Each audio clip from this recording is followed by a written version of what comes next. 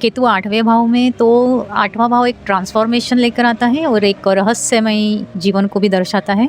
तो केतु ऑलरेडी एक रहस्यमयी प्लैनेट है, तो इनका जीवन बहुत रहस्यमयी हो सकता है।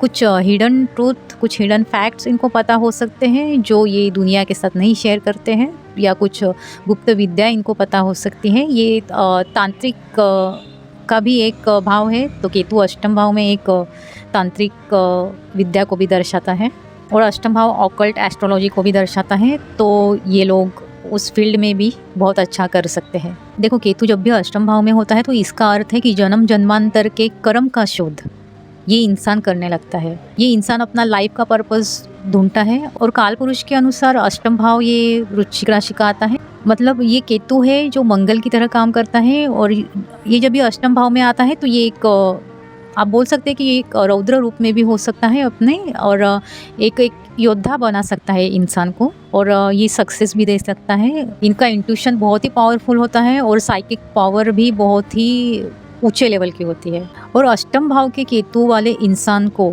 आप चाहे नरक वाली सिचुएशन में डालो या दुनिया के कौन से भी कठिन से कठिन सिचुएशन में डालो, तो ये इंसान वो क्राइसिस में भी या वो संकट में भी एक फियरलेस की तरह काम करता है, एक बोल्डनेस लाता है ये केतु इंसान में। इनके नेगेटिव पॉइंट्स ये है कि ये ट्रांसफॉर्मेशन का भाव है, तो ये सडन अप्स एंड डाउन्स ला सकता है, या फिर अगर इनको फेम मिलेगा तो बहुत ऊंचे लेवल का फेम मिलेगा। कभी कभी इनकी लाइफ इनको रोलर कोस्टर भी लग सकती है। इनको ट्रस्ट इश्यूज भी बहुत रहते हैं।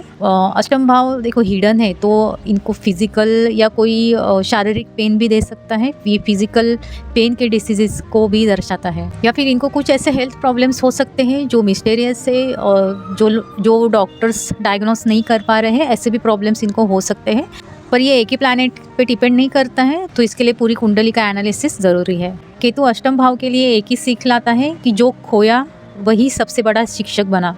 इसका मतलब ये भी है कि अष्टम भाव का केतु है, और अगर वो इंसान किसी को भी खोता है, किसी चीज़ को खोता है, तो वो इंसान एक स्टेप आगे बढ़ता है, उसकी ग्रोथ होती है।